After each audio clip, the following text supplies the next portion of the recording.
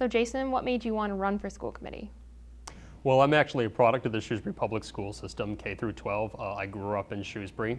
My parents, neither of whom were actually from Shrewsbury originally, moved to Shrewsbury before I turned 2 in 1991 because of the quality of the Shrewsbury public school system. And I was really privileged to get an outstanding education. Started off kindergarten at Beale in the fall of 1994, went all the way up through Shrewsbury High School. I actually had the chance to attend what was then the new Floral Street School, grades 3, 4, and 5. And after my education in Shrewsbury schools, in both college and the workforce, I realized, and I had known, of course, at the time that the value of education that I was getting was outstanding, but I really realized the higher level of skills that I had gotten out of my Shrewsbury education. And as someone who's always had a passion for public service, I wanted to give back. Shrewsbury Public Schools are facing a very difficult time right now. They have been for a few years with the budget situation, but it's never been quite as severe as it is right now. This is a time when the decisions facing the school system are going to be significant and consequential, and as such, I wanted to step up and give back to the school system that had frankly given me so much.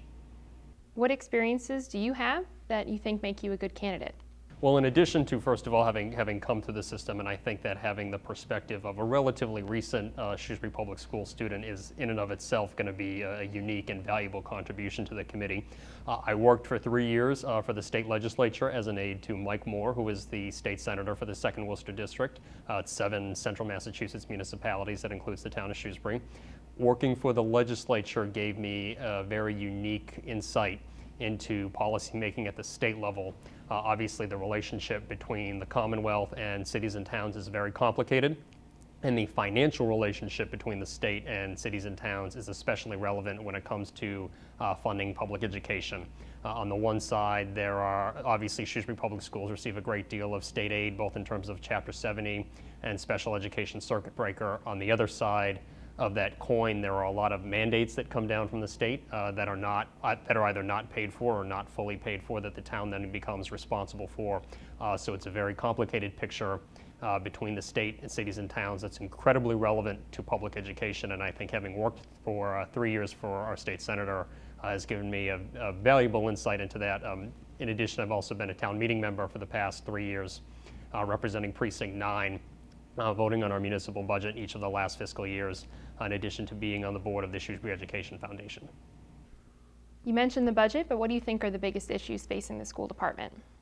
Well, I guess I'll start there, is the budget. It's going to be a struggle to maintain the quality of programming that the Shrewsbury Public Schools have been able to provide at such a high level for so many years. We've been facing cuts year after year. And this is a year where, frankly, I think parents and students may start to feel the pinch. I would cite two specifics. First of all, increasing class sizes as a result of having to eliminate some positions.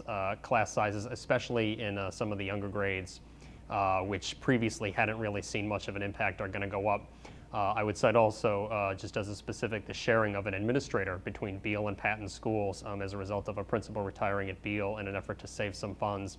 The principal at Patton is going to have to pull double duty with assistance from lead teachers at both schools. So I think that the overall issue is, of course, the budget, but that's going to impact students and parents, frankly, in a number of different ways. You're running unopposed for school committee, so when you are elected, what do you hope to get accomplished?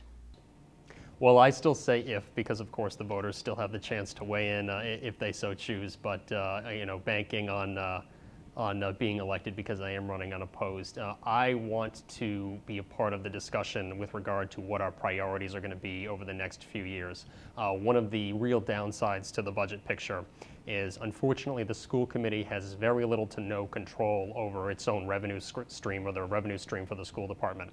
The major revenue source for our public schools is the property tax rate. The school committee does not set our property tax rate, and obviously the other major source of funding comes from state aid, which obviously the school department does not control. So what really is going to be on the school committee's plate over the next couple of years is prioritizing with those resources that we have. That conversation may be very different year to year, but it's looking like for the next few years what really is going to be the big issue is deciding how to make the most out of what are frankly very limited resources. And I want to take my rather unique perspectives, one having worked for the state legislature, but two being, again, a relatively recent Shrewsbury student, to bring a different perspective to that conversation. I think that's it, Jason. Is there anything else you'd like to add before we wrap up? Thank you so much for having me. I appreciate it. And if anybody would like to get in touch with me, first of all, if anyone would like to learn more about me, they can go to my website. That's www.jasonpalitsch.com. I can also be reached via email at jason@jasonpalitsch.com if anybody has any questions or would like to get in touch with me.